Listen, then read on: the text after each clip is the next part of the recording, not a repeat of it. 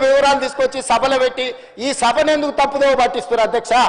2011 జనాభా లెక్కలు తప్ప ఎక్కడ కూడా అధికారిక లెక్కలు లేవు. ఆ తర్వాత 2024లో కాంగ్రెస్ పార్టీ అధికారంలోకి వచ్చిన తర్వాత చేపట్టిన ఈ సర్వే మాత్రమే అధికారిక డాక్యుమెంటు. ఇంత మించి అధికారిక డాక్యుమెంటు లేదు. ఇట్లాంటి లెక్కలు చెప్తే సభను తప్పుదో పట్టించడమే, సమాజాన్ని తప్పుదో పట్టించడమే. 2011 జనాభా లెక్కల ప్రకారం 3,50,03,674 మంది అధ్యక్ష. 2011 జనాభా లెక్కల ప్రకారం. ఈ రోజు మా ప్రకారము 3,70,00,000 పైచిలకు జనాభా అధ్యక్ష.